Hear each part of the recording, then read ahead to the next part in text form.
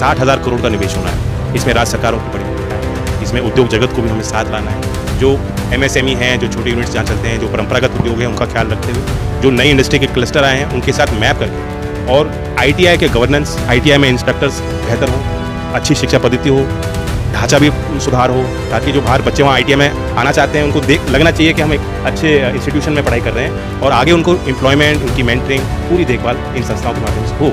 देश में 1000 ऐसे ITIs को अपग्रेड करना है। हब एंड स्पोक मॉडल में इसको हम क्रियान्वित करेंगे।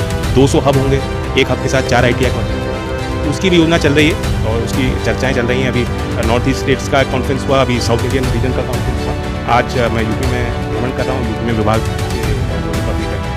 स्किल इंडिया इंटरनेशनल सेंटर की स्थापना का जो प्रस्ताव बजट में जिसकी घोषणा की गई थी, उसमें से पहले चरण में बनारस को यहाँ रखा गया है। इसलिए हम चाहते हैं कि कैसे इसमें और विस्तार हो, क्या आवश्यकता है यहाँ और सुधार करने की, सबसे मिल के बातचीत। कल सोनभद्र में कुछ हम शुरुआत करने जा रहे हैं दूसरे मंत्रालयों के साथ। जैसा आप जानते हैं कि सरकार का मंत्र है होल ऑफ गवर्नमेंट, यानी और ख़ास तौर से कौशल विकास मंत्रालय की जिम्मेदारी बनती है, क्योंकि कौशल विकास आज देश में जितनी परियोजनाएं हैं, किसी भी मंत्रालय के अंतर्गत कोई स्कीम चल रही है, उसमें भी कौशल विकास का कुछ ना कुछ पार्ट है।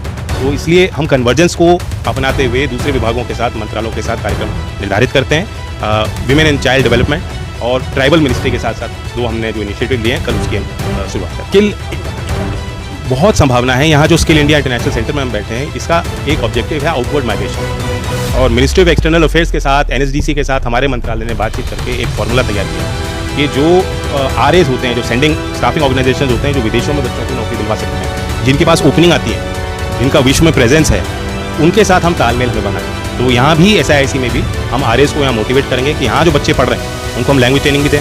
चाहे जैपनीज़ भाषा सीखना चाहते हैं उसकी भी हम यहाँ व्यवस्था करें, इंग्लिश ट्रेनिंग यहाँ हो रही है, ताकि जो आउटवर्ड मार्केट्स में डिमांड है, आप देखते हैं कि यूरोप में एजिंग पॉपुलेशन है और हमारे देश में एक यंग पॉपुलेशन है, तो वो चाहते हैं कि अच्छे और इंडियन वर्कर्स का सम्मान, उनकी रिस्पेक्ट पूरी दुनिया में, जो वर्क एथिक है, जो उनका स्किल लेवल है, उसका लोहा दुनिया ने माना।